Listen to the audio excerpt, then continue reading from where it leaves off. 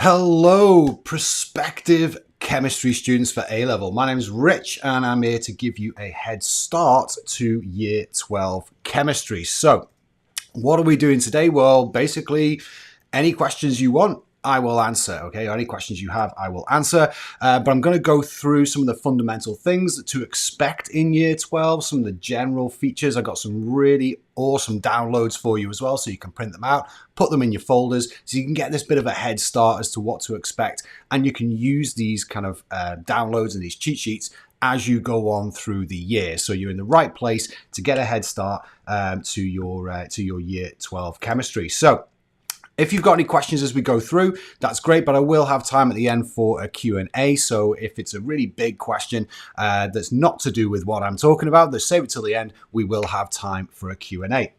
Obviously, if it's to do with what I'm talking about, if you've got a little question about what I'm talking about, then just interrupt. Pop it in the chat, I'll see it and I'll answer it as soon as I can, okay? So, first of all, who am I? Well, my name's Rich. I own and run chemistrycoach.co.uk.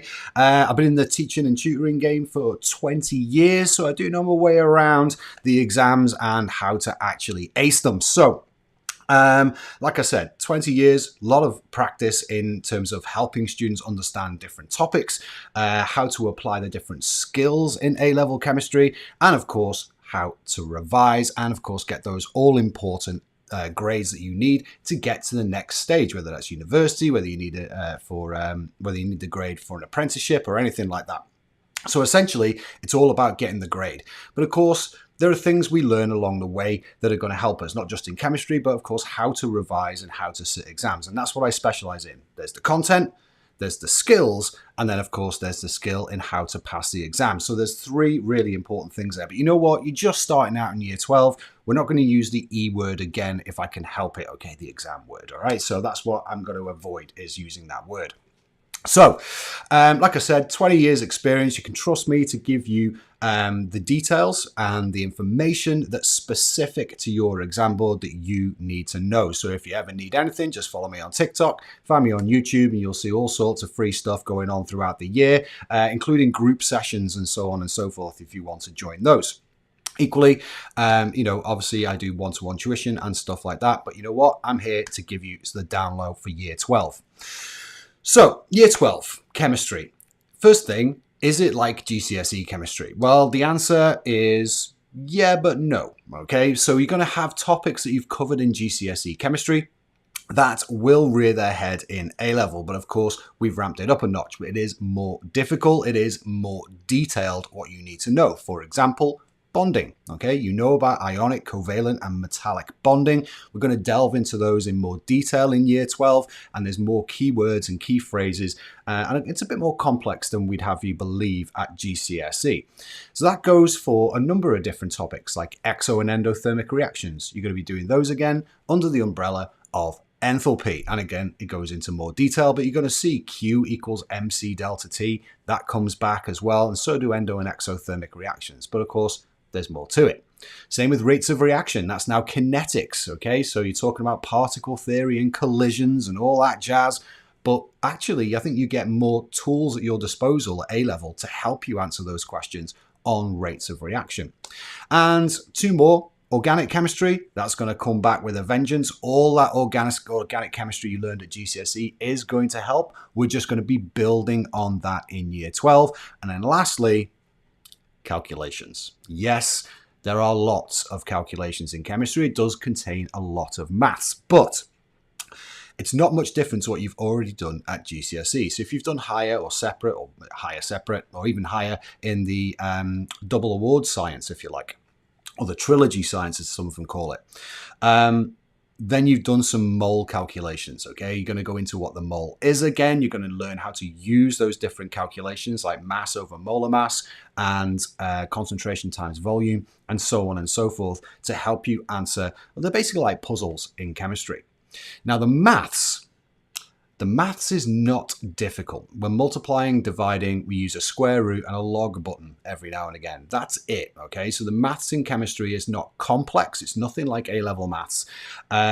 It's just the context in chemistry is quite difficult with the mole calculations. It's about knowing how to use which equation in which order in order to answer the question and get that numerical answer.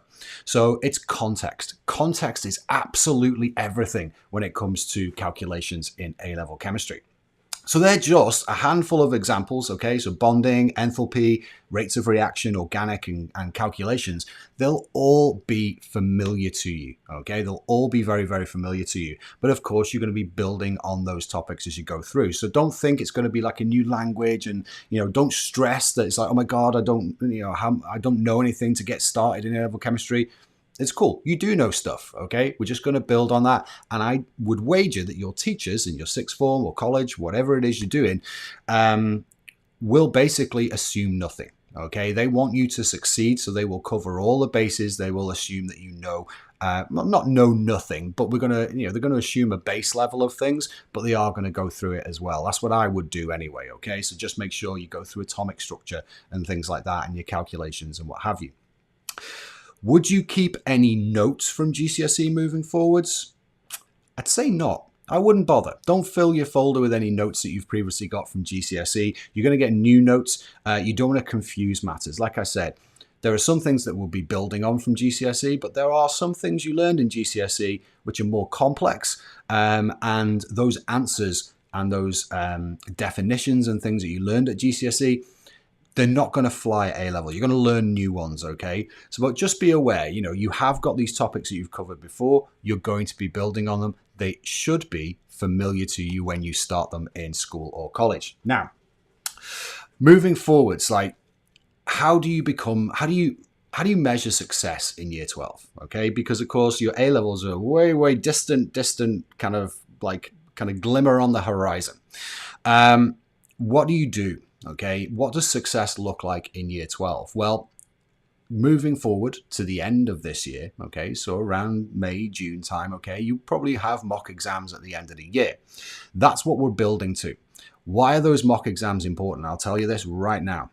If you're applying to university, okay, that is when your teachers are going to assess you, and they're going to use those assessments to give you a predicted grade for your applications to university. So how you do in year 12 is mirrored in what grades your teacher is going to predict you for when you apply for university. So if you don't do well, if you get like a C or a D, but the university you want to go to needs an A in chemistry or a B, are your teachers going to predict you an A or a B if you're working at a C or a D? Probably not, okay? So this sets you up for what universities you can apply for and what courses you can apply for. So I don't want to build pressure here, okay, because we haven't even started yet.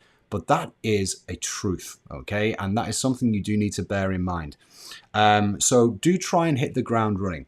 Every student that I've taught that has come out with the top grades at the end, A's and A stars, they have one thing in common, and I've mentioned this on my TikTok channel, and that is they look after their work and they maintain their level throughout the year. It may be, okay, and I did it. I know it may be at GCSE, you kind of like, okay, go through the motions, learn stuff, revise for little tests as you go. But then at the end, it's like, right, I've got a big exam coming up. I'm going to sit down. I'm going to smash the revision for all my topics all at the end of the year. Whilst you will be revising for your exams at the end of the year, in chemistry, specifically chemistry, because that's what we're talking about here, making sure that you understand each topic as you go, putting in that extra 1 or 2 hours a week. I know some people recommend a lot more, but just 1 or 2 hours a week on top of what you've done in school, just to kind of look over your notes, maybe condense them. Obviously, you've got homeworks to do as well, and try some questions on those topics as well, okay? Because practicing questions is really important. So little and often is the name of the game here in chemistry, okay?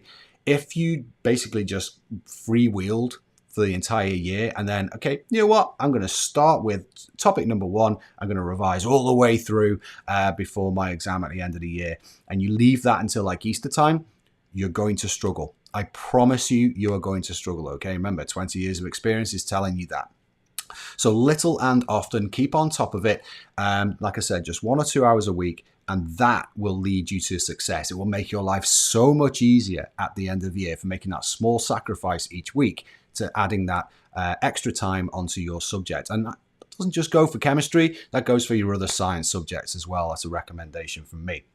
So, year 12, we talked about what to expect. We've talked about how to be successful, and that's just my advice for you. Take it or leave it, but that's there for you.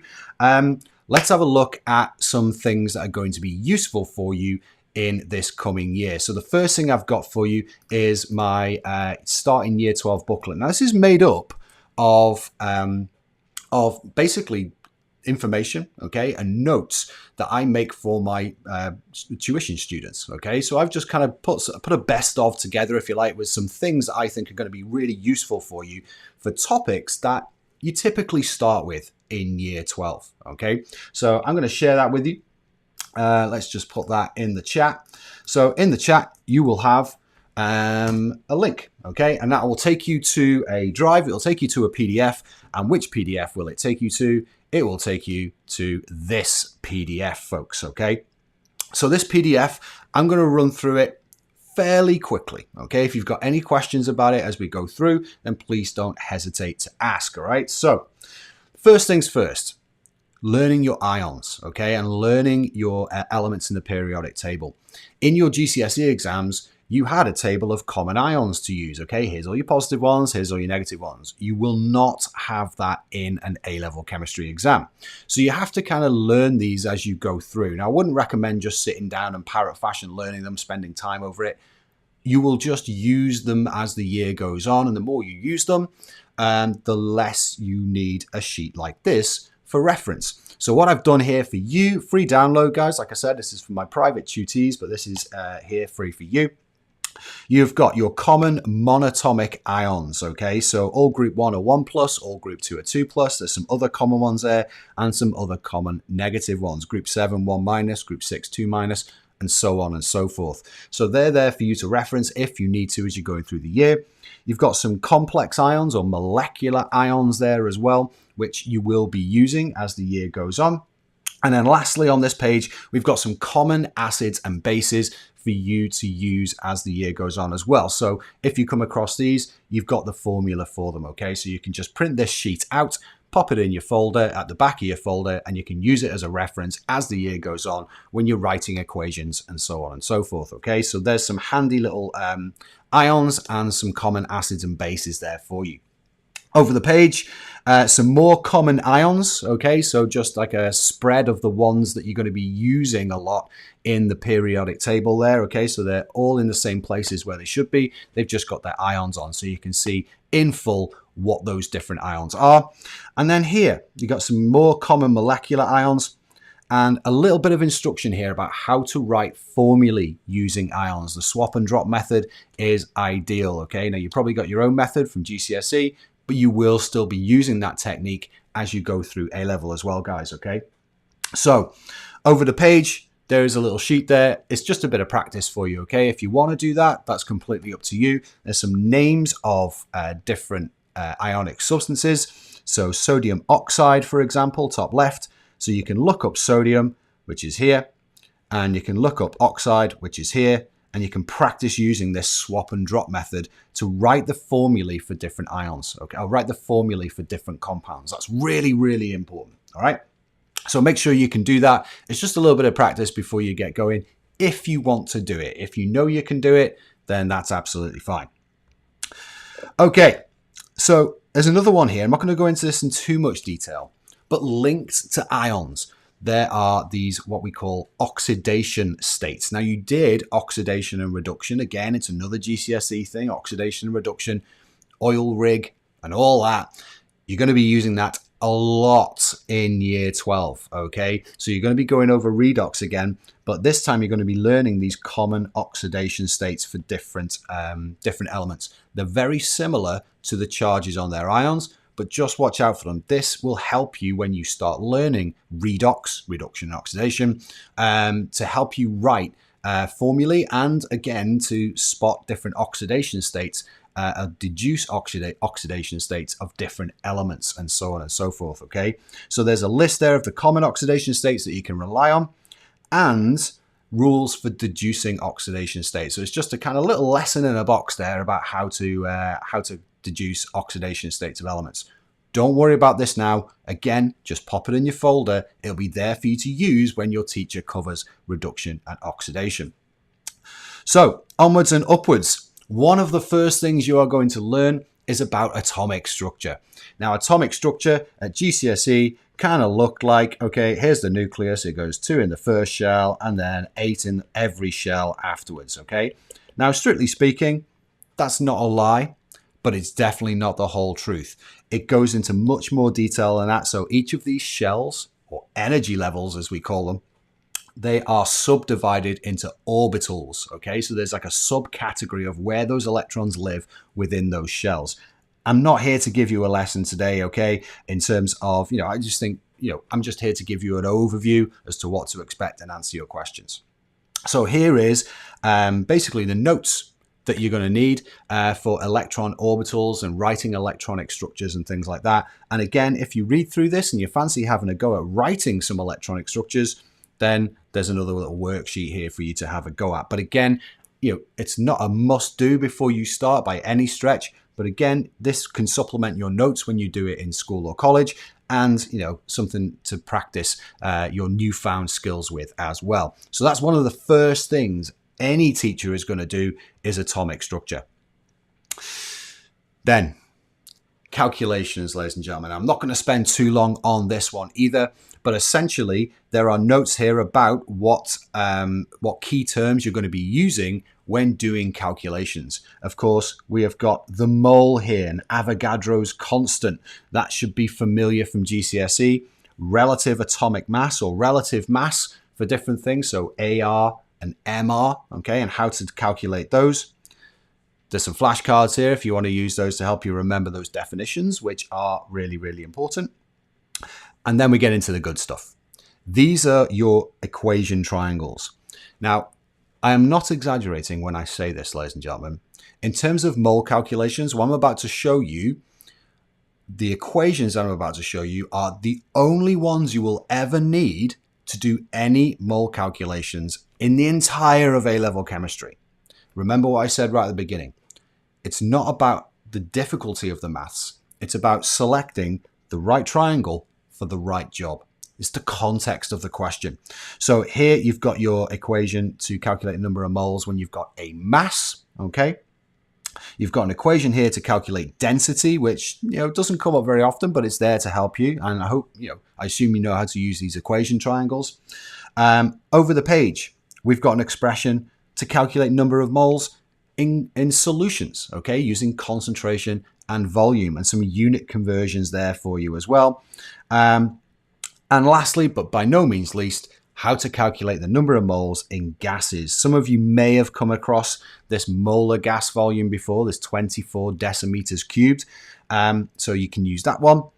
Or there's one that's a little more complex. And again, we won't go into it, but pressure times volume equals number of moles times R, which is the universal gas constant, times temperature. Okay, so this is one of the first calculations, one of the early calculations that you're going to come across probably this term, to be honest with you. Okay, so all in all, these equation triangles, there is no chemistry, A-level chemistry problem that these cannot solve in terms of mole calculations. So with mass, with density, with solutions, and with gases, this one here and this one here. Okay, so again, you can read through these before you start, that's fine, but again, they're going to come into their own when you start learning them in school or college. So what's next? Stoichiometry, ratios. Okay, like with any equation, you've been doing this at GCSE, because of the numbers in the front, 1 mole of magnesium reacts with 2 moles of hydrochloric acid to give 1 mole of magnesium chloride and 1 mole of hydrogen. This again is fundamental for your mole calculations for the year. So there's just a reminder here about how to actually go about using ratios, or stoichiometry as we call it, to deduce the number of moles of different products and different reactants that we have. So combining this with those equations that I just showed you earlier, again, there's no problem you can't solve using these three things. There's a little bit more there. And then lastly, on this booklet, there is just a last couple of equations. And again, you may have seen these at GCSE, and that is percentage atom economy and percentage yield for reactions. So you do get asked these at A level as well. So you can see there's a lot of things to be familiar with here from your GCSE chemistry. But again, we're going into a bit more detail. So on this little sheet here, like I said, if you want to print it out, pop it in the back of your folder. It's just a few things to get you started. Of course, there are lots of other things you're going to be learning at AS or year 12.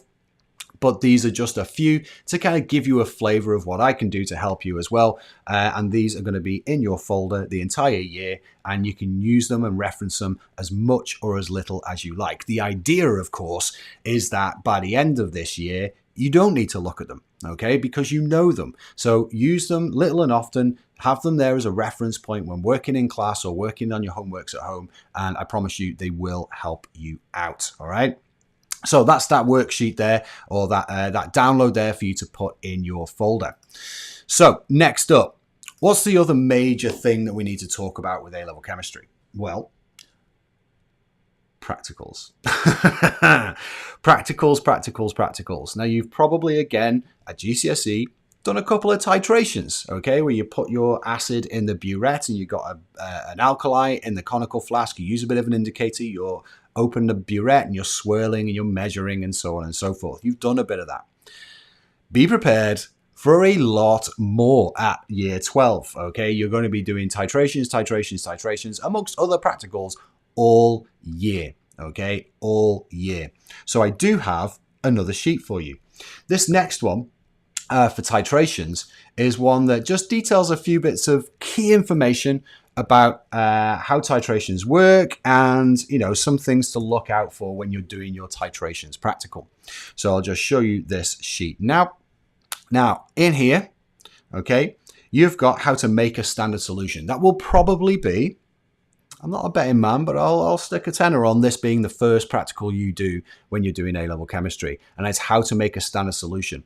And it gets asked a lot in I'm not going to use the E word, but there's big question booklets that you see at the end of the year.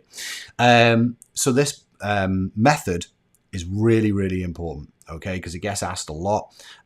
Those points that are in bold, they're the key words your exam board's going to look out for if they ask you a question, okay? There's also a little box here about how to set up a titration, okay? So think about why you're doing those things when you're doing it in class. And then a bit of information about how to get your averages and your concordant titers and how to get a rough and how to calculate your averages and stuff like that. And again, just how to answer general titration questions, just a little bit of key information there for you to kind of, again, just put in the back of your folder. Use it when you're doing titrations when you start. I promise you, any questions you've got about titrations, this sheet will answer. Okay, so again, that's for you to download, print out, put it in your folder, keep it on your iPad, whatever you want to do. All right, you are welcome. So, like I said, there's going to be a lot of practicals. There's no practical assessment.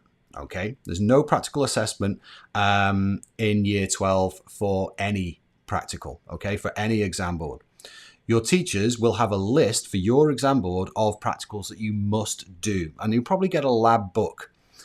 Now, what that shows is that it's evidence for the exam board, if they should ask for it, that you have actually done that practical. So they're not assessing you, they're just making sure that your teachers have actually done those practicals with you. Why? Because those are the practicals that if they are going to come up in that big booklet of questions at the end of the year, those are the ones that are going to come up, okay? So not all of them, of course, but you are limited to maybe a 6 or 8, depending on your exam board, key practicals that you need to know inside out, okay? You need to know the method, okay? And these are the things I recommend you learn with each practical.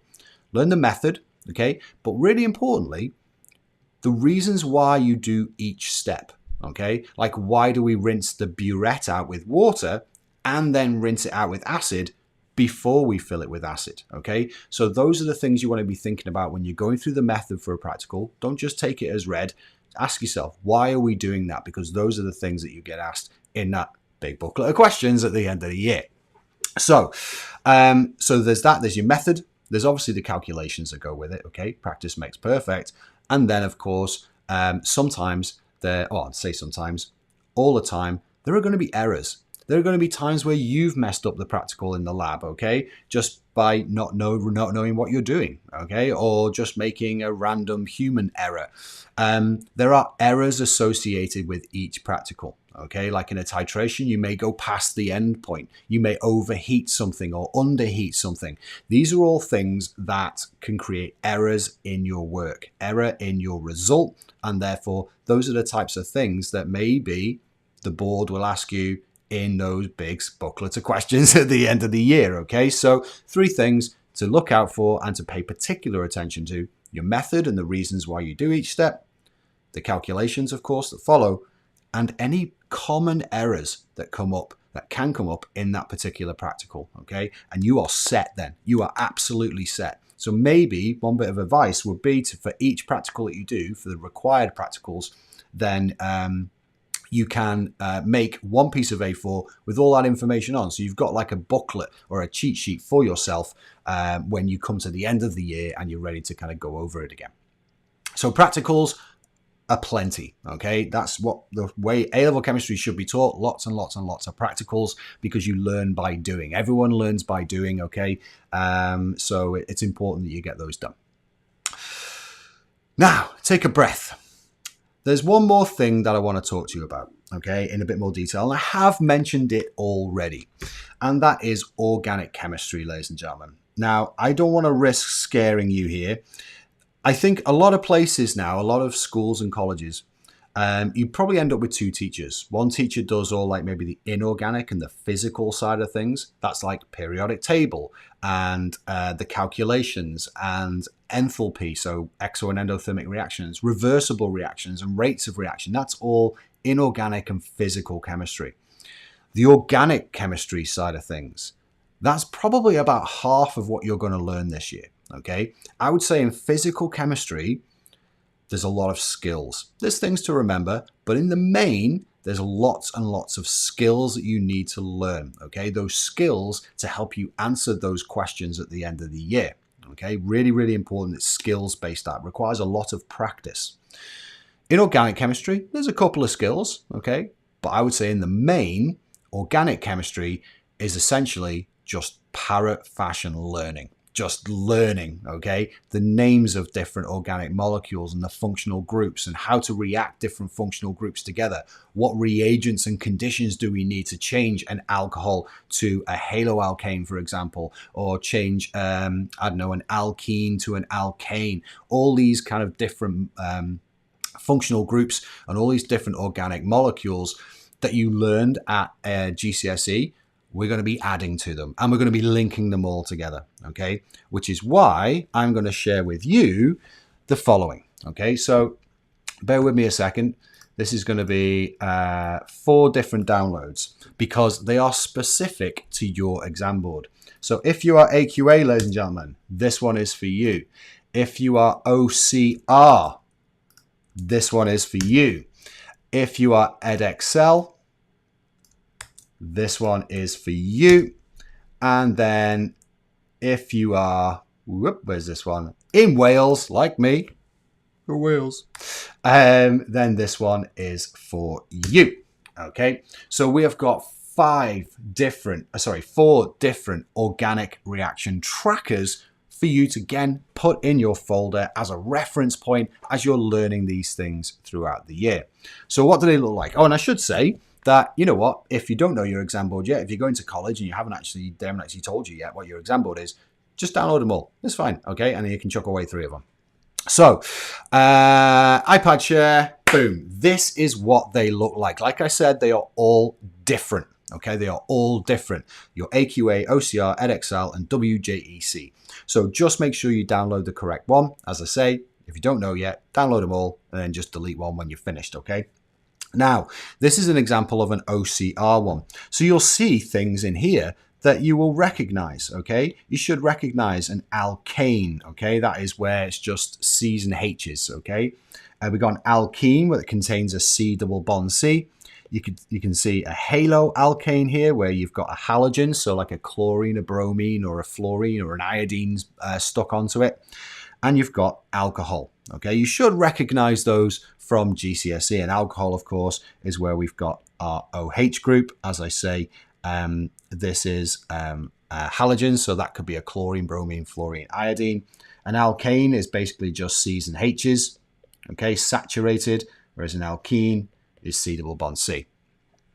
You're going to learn more, okay? Some learn more than others, but here's some more for OCR. Down here, we have got a carboxylic acid. You should recognize that. It's the only acid that we're going to get in organic chemistry. Now, these two will be brand new to you, okay? An aldehyde is where you've got a carbon on the end of a chain, and it looks like a carboxylic acid, but it's just got a C double bond O and a CH, whereas this one is a C double bond O and an OH. So there is a difference between them, and you'll learn the difference. And then a ketone is where you have a C in the middle of a carbon chain with a double bond O in it, okay? Again, cross that bridge when you come to it. But you don't really realize it now. But I promise you this, that this sheet, as you're going through organic chemistry and you're learning it, will be really, really useful. On this sheet, you've got essentially the chemical test for each type of functional group, okay, underneath here. You've also got your reagent and your reagents and conditions for converting an alkene to an alkane. Of course, we need to use hydrogen and a nickel platinum catalyst at 150 degrees. So straight away you can see, like, oh, wow, okay, there is a lot to learn here. So we've also got the name of the reaction. I'm not going to go into details too much, but they're very descriptive. Once you learn what the word nucleophilic means, or electrophilic, or addition and substitution, they literally are very, very descriptive, those words. It's very, very handy. And once you get into the reaction, you will understand why they are called what they're called. Now, lastly, the mechanisms that you need to know, okay? Again, this is very specific to your exam board, but wherever you see a little M here, there is something known as a mechanism that you need to learn.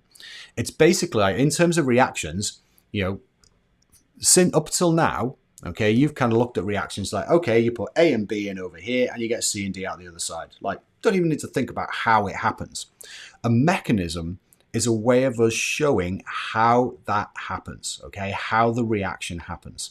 Because all reactions is basically taking all the atoms in the reactants and rearranging them and turning them into products. It's literally like Lego. If you got two things made out of Lego, like a boat and a speedboat and a shed made out of Lego over here, you have to pull them apart, rearrange the bricks, and you can make something brand new. That's essentially how reactions work.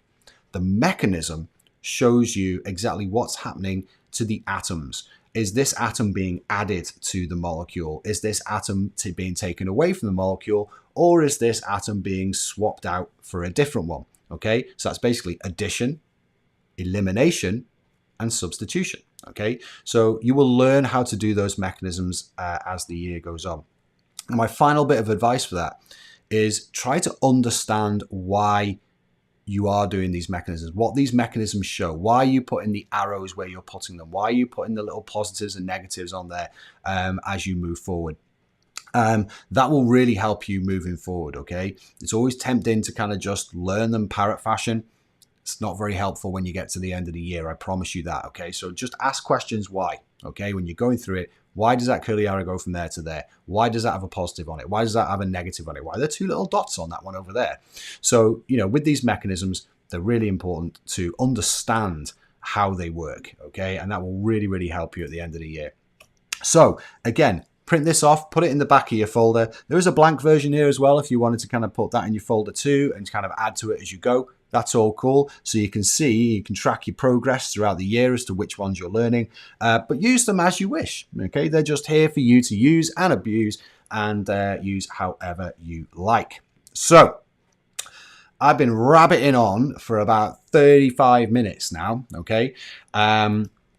So as a basic, how can I put this as a summary, okay? First things first, A-level chemistry, you're going to revisit a lot of different topics from GCSE chemistry, okay? But don't worry about your notes from GCSE chemistry. Just try to recognize these things as they come up, okay? Because you're going to be making new notes with your new teachers and so on and so forth. So, you know, just be aware and try and make links to the things that you have done just for familiarity's sake, okay? Excuse me. There are, of course, going to be brand new things you're going to be learning, okay? I haven't mentioned any of those today. But you know what? Just be prepared for those, okay? And that's where learning little and often, adding that 1 or 2 extra hours a week into your schedule, okay, for each subject is really going to help, okay? I promise you that. That's why all the people I teach who got A's and A stars, that's what they did. That's what they naturally did. So try and take a leaf out of their book. So you've got your starting year 12 booklet, loads of different downloads in there you can put in the back of your folder. You've also got one on titrations, and you've also got some organic trackers as well. So you can track all those different functional groups and reactions that you need to know, because there is a lot, ladies and gentlemen, okay? So I'm just going to throw this out there to see if anybody's got any questions. Any questions at all about A-level chemistry in year 12? That's what I'm going to do. And if nobody's got any questions, that's absolutely fine. We'll move on. So whilst you're thinking of questions and whilst you're typing, if you are indeed typing, just to let you know that throughout the year, I will be running random group sessions, okay? Like this one, if you want to come along. They will be free to join. Got no problem with that, okay? I'm just here to give you some advice and just spread a bit of goodwill throughout the year. But equally, if you do want some extra help, if you are looking for some tuition, you can find me on chemistrycoach.co.uk and you can get in touch with me via the contact form on there, all right? So lots to look forward to this year, guys, and I really hope you're really got a positive outlook moving forwards and basically excited to learn these new subjects. And I think A-levels are really exciting because essentially you've got, 4 subjects that you've chosen to do. Okay. So you've chosen those subjects. Pay attention early doors. Okay. Are these subjects for you? Okay. Things might look good in the brochure, but once you get into it, it might not be as you expect it. So don't be afraid to change if you need to. There's usually a very small window at the beginning of the year where your school or college will allow you to switch A-levels, but it is a very small window, okay? But, power through it. If you enjoy the subject, you're going to do well. Find enjoyment in it and you'll be great. Hi, Claire. Thank you for your question. Okay, for someone home educated, do you have any good suggestions seeing practicals online? Okay. Good suggestions, so there won't be any given to me. Okay, so if you're working from home, that's a big deal. Okay, that is a big deal. You can get notes online later in the year. Okay, as of next month, I'll be working on more notes like I've shown you today that you'll be able to access. All right. But only, like I said, after next month, I'll be kind of drip releasing. So from October, I'll be drip releasing notes on all the different topics for the different exam boards. So watch out for those. In terms of notes that exist already, I would only suggest, you can obviously Google search those things. There's pretty good ones. Ngolby you can rely on. But basically, if you Google search any A-level chemistry notes, please make sure they are specific for your exam board, okay? Because you don't want to be learning things that you don't need to learn. And of course, you don't want to be missing anything that you do need to learn. So try and make sure that any notes you find are going to be 100% specific, which mine will be as of October. So practicals. This is a big thing, isn't it? It's a difficult one. How do you actually find those? I've never really looked on YouTube. But I'm pretty sure you'll be able to find the practicals that are listed in the specification on YouTube somewhere, okay? And even notes on those practicals as well.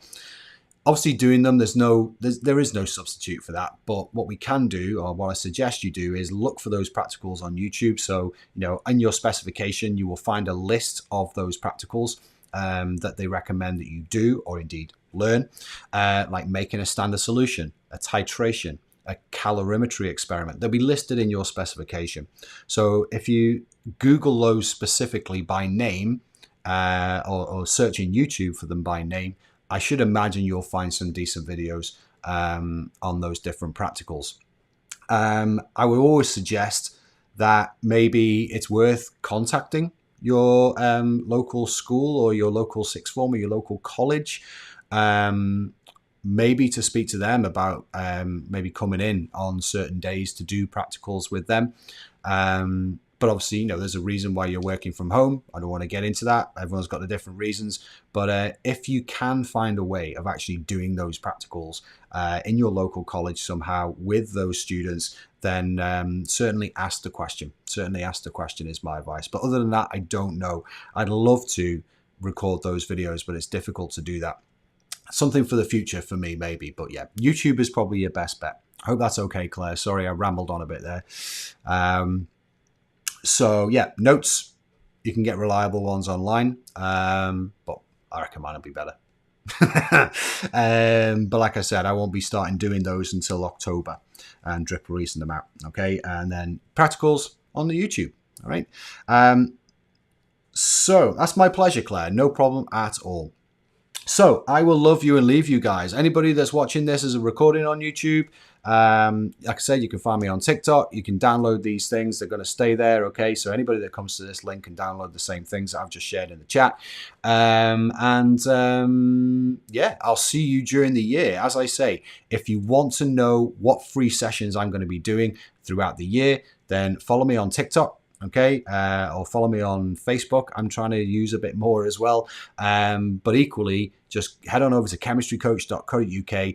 On the front page, okay, on the home page, scroll down to the bottom. There'll always be 2 videos there saying what the next one is and when I'm doing it. Okay, so there'll always be a year 12 one and a year 13 one. I only do them every now and again, but when I do them, they're going to be really important. You're going to get loads of really good information to print out, put in your folders, and some help with questions and stuff like that. Okay, so yeah, watch out for those. And I will see you around. All the very best with everything, Claire. Thank you very much for your question. And hopefully I'll see anybody that's watching this throughout the year, and you know where I am if you need any help or tips or tricks or any concerns you have about A-level chemistry, then just get in touch. See you later.